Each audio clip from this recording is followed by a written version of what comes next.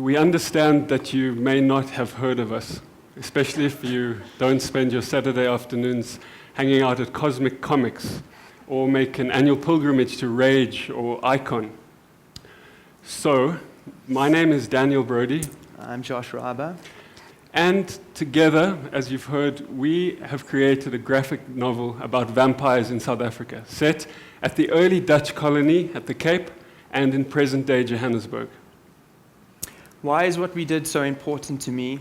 When I was younger, I was a very inquisitive child, but I had these big ideas rumbling around in my head. Why was the sky blue? What is air? Why were my parents divorced? But I didn't want to speak to anyone about it. I was very shy, and I had a lot of internal conflict because of that. But there was a remedy, and that was comic books. Batman, Superman, Spider-Man. These were things that I found the answers to life's questions, and I didn't need to speak to anyone about that. When I was a child, like a lot of kids, I hated bedtime. I hated lying by myself in the dark. So I would stay up really late and write poems on pieces of paper that I tore out of my school exercise books. I dealt with the big themes: death, dreams, imagination, animals. Often I really wanted to go out and show my parents what I'd written, but I couldn't do that. I'd get into trouble. So I'd wait till first thing the next morning. I'd go to their room, wait for them to wake up, and when they did, I'd read them my latest poem. I can only imagine, looking back, what it was like for my folks to be woken up by a 9-year-old reading, "Under still, starry African skies, a lonely little boy solemnly lies. His friends are dying slowly around him. Will he be next?"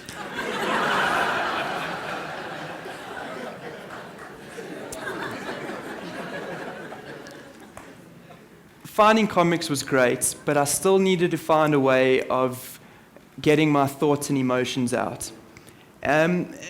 Thankfully, I found a way, and it didn't involve talking to anyone, and that was taking out a piece of paper, and I would draw my own pictures. This became quite a ritual for me, but these drawings weren't just drawings, they were my thoughts and feelings. They were me archiving my past internal conflicts, making room inside myself for more questions and hopefully more answers. My family and friends would come past and I would show them the drawings, and I was always disappointed. These were rich kingdoms of emotions. They were archives of A shorthand for my moments of enlightenment. But to other people, they were just drawings. This left me quite despondent. I needed to find a way for my drawings to have meaning for other people. And I didn't know how. So these vessels, comic books, these things that have given me the answers became the answers themselves. More pictures and more words to describe this vastness inside me. That's when I decided what I wanted to become when I was older. I wanted to become a storyteller. And I truly believe this is what I wanted to be. And I set my goals on the big animation studios overseas, Disney and Pixar. I devoted every waking hour to fulfill this dream. I studied art in high school. I drew whenever and wherever I could. I went to varsity and studied fine arts. And when it was time, I left for the promised land. I packed my bag full of all my drawings, and off I went. By the time I was a teenager, I was still staying up late every night writing poetry. But now I was writing it in a little black book, and I didn't show my parents. In fact, I showed no one. Writing had become an entirely personal devotion.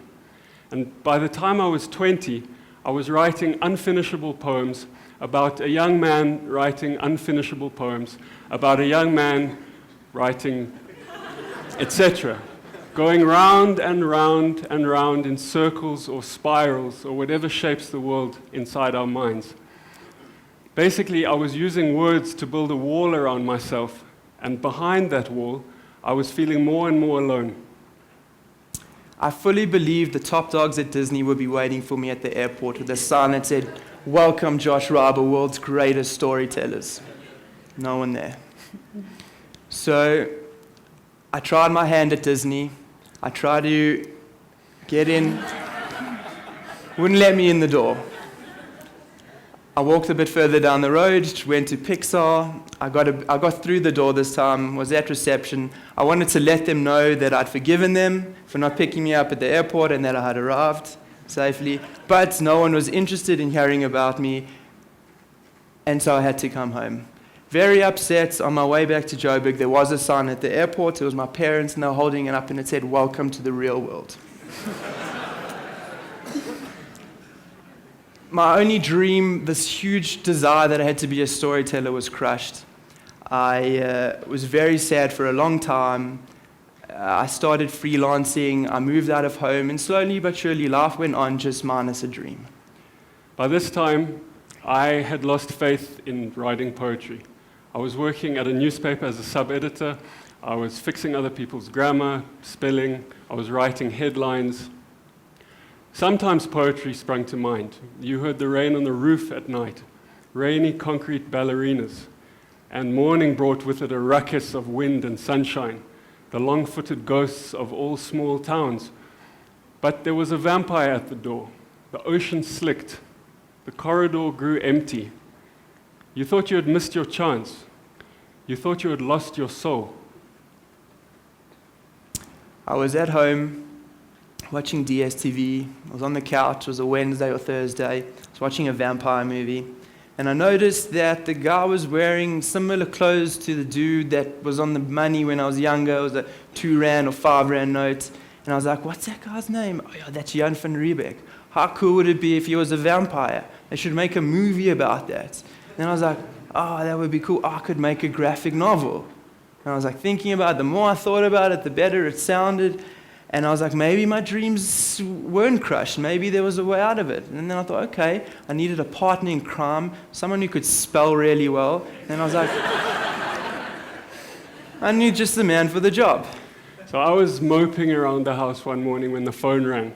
Picked it up, it was Josh. He sounded really excited, and he launched into it. He told me that Jan Van Riebeeck was a vampire, and that vampires were still around, and would I help him turn this into a graphic story? Now, at that time in my life, I'd read 2 comics. The one was a book by the Canadian cartoonist Seth, and the other one was Ghostland by Daniel Browde. Both monochromatic, pretty serious, and kind of realistic in their depiction of the world around us. Nothing with fangs or capes. But I believed in Josh. I'd never seen somebody who could draw like he can draw, somebody who could create so much emotion with a few flicks of the pen. And I made, and somebody so humble. And I made a decision that morning that changed my life. I decided to believe in the reality of somebody else's dream. I allowed his enthusiasm to break down this wall of disappointment and disillusionment that I had built around myself. Now, Dan didn't know much about comics, but I knew his writing and his poems, and I loved them, and I could see that he was very enthusiastic about the project. And I started lending him my comics, slowly but surely, comics like Danger Girl and X-Men. And these comics showcased the artists that inspired me growing up: Joe Mad, Humberto Ramos, J. Scott Campbell. And slowly, we started meeting weekly to discuss the story. We thought we'd have this comic book, this graphic novel done in 6 months tops. Well, it took us 5 years. But the more we worked on the book, the more the original idea made sense to us. Jan Van Riebeeck is a vampire. The link between colonialism and vampirism is a rich vein for thought. An alien entity arrives and lives and prospers off the resources and labor, literally the blood, sweat, and tears of the host environment. A book that really changed my thinking about the whole colonial enterprise was a book called King Leopold's Ghost by Adam Hochschild. This book takes an unflinching look at the horrific Belgian colonization of Congo. And when I read that book a few years ago, it forever changed my thinking about this one word, colonialism, and it forever changed my own sense of what it means to be a white person living in Africa. I wanted some of this understanding and awareness to make its way into our book. What the medium of the comic book and the conceit of vampires allowed us to do was to make a link between this country's violent past and its violent present.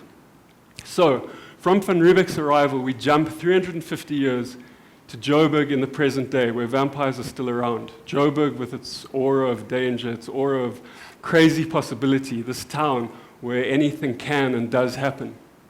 Another idea, which we had together, was to infect the vampires with a virus similar to HIV. In the book, we call it IDV. Now, the effect that this virus has on vampires in our book is that it makes them mortal. So like all of us, they die. Now, this for us spoke to the idea of vulnerability. First of all, it created characters that were a lot more accessible, but also it came to symbolize the vulnerability of South African society. This place is a place where everybody, for different reasons, feels vulnerable. Nice. Something which was very interesting was drawing Joburg, this place where I grew up and where I learned to see. The way that the grass turns yellow in winter, the Nelson Mandela Bridge, the empty streets of town at night. These were all things that I had to translate into a visual language for the book and that I found very interesting. But we also came into a lot of problems. It was the first time that we worked so closely with someone for so long. We had fights, big ones. Mostly we fought with ourselves. But because having a big, great idea doesn't automatically mean that you know or have the skills how to tell a good story. So we had a lot of big lessons to learn, and some of them that we learned is you have to believe in your idea. When kids at comic book stores ask us, how to make comics, we tell them you have to believe in your idea. Just like when I was a kid, you have to believe in your internal world and want to share it with other people. Another thing that we had to learn is that the book wasn't about us. And also, like when I was a child and I learned these lessons, is that we had to create the book in a way that didn't need explaining and other people would be able to understand it. And I think the third and main lesson we learned is that you can't put your dreams in someone else's hands. You can't wait for someone else to give you permission. You can't think that someone's going to be waiting for you at the airport, because there probably won't be. I learned about comic books. I learned about storytelling. I learned about the city that we live in. I learned about what collaboration means, the importance of holding on to some ideas strongly, and the importance of letting other ideas go.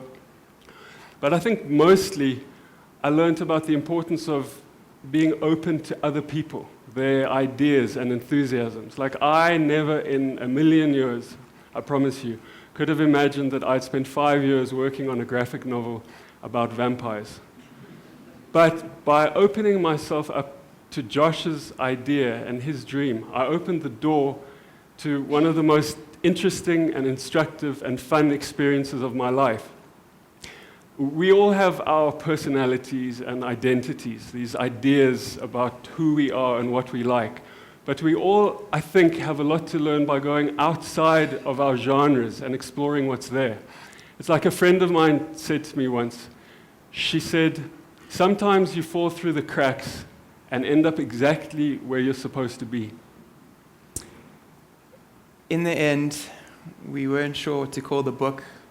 We finally decided on Rebirth, because that's what happened. Thank you. Thank you.